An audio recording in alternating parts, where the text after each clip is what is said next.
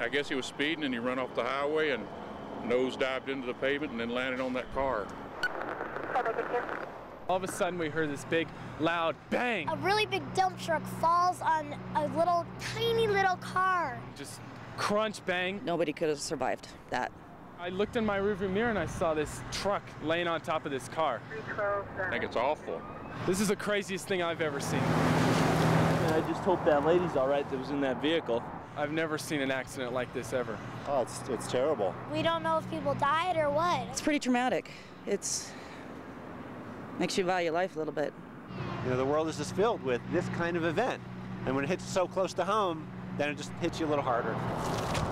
It's not expected when, like, a dump truck comes falling on you. Oh. 2 minutes before that, and that could have been me. 23. Makes you appreciate what you have, that's for sure. It's the unspeakable. It's kind of scary when you realize it could be you. No, it really makes you appreciate life, and you know, in a moment's notice it can be taken from you. So cherish it. I think it's very sad, and I hope the people are all right. You know what? It makes me realize by what whim of good or bad luck the person driving underneath that overpass had that happen to them. It's been an interesting day, that's for sure. Life is really valuable and precious.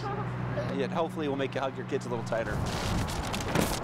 You take your life for granted, obviously, and things like this can happen at any time. On a report, how to look to run some evidence downtown. So you guys go back in. Rescue crews come down the mountain soon after they discover the body of a Front Range man. Why don't you just head on up? You want that? And it was a dog that actually alerted on him.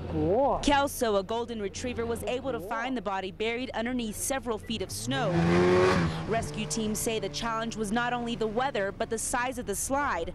The sheriff's department says the avalanche was 2,000 feet long, 400 feet wide, and the first avalanche triggered at least 4 others, making it hard to find the victim. Yep, he's still on the machine. You get there and you look around and you realize, wow, this is huge. A lot of debris, a lot of snow. Go by it.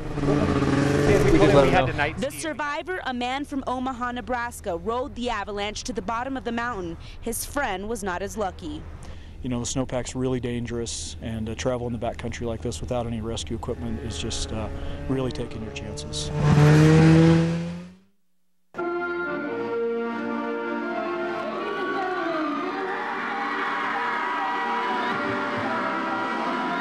See my husband.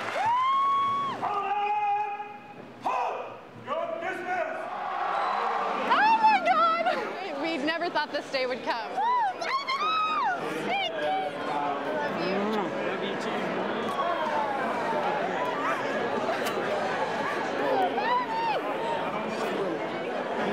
too. 2 years is way too long for any family to be apart. In Iraq, there's a totally different world over there. I love you. I miss you. Miss you too. And he looks so good, and I'm just so happy that he's home. It's been a long, long time. Well, I'm glad to be back. Every single minute is just precious to you. Oh, what a joyous time. We're just so happy.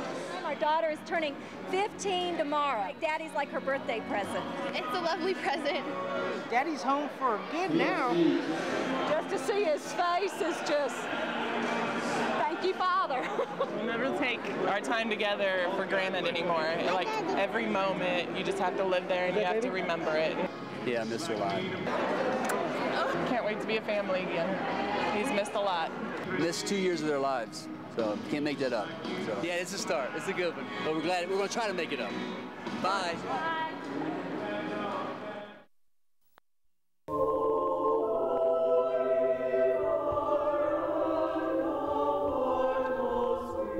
He kind of adopted us at World Youth Day, and that's one of the reasons we keep going back to Rome. It is a connection that is personal. Choir director Karma Romano Lamort gets a personal greeting every time she sees Pope John Paul II. Well, I'm never just Karma. I'm Karma Denver World Youth Day, dear young people. It's all hyphenated. They're rehearsing some of the Pope's favorites, the music that has touched his life in a way that he has touched theirs. When you greet him personally, it's as though you're the only person in the universe. And it's not just a Catholic thing. Half of this choir is made up of people from different denominations. I'm actually Baptist. I'm an Episcopalian. Despite differences in theology, there is a bond this choir has with the Pope. And as they prepare for what may be a funeral on a world stage, they have personal feelings of sadness born out of love.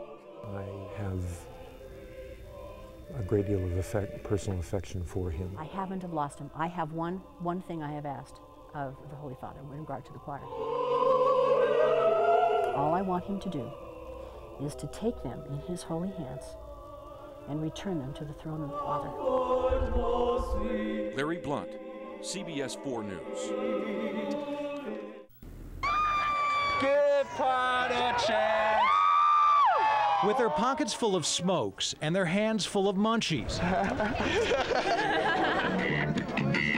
Hundreds of college kids climbed over fences and marched onto Fair and Field for an April dose of reefer madness.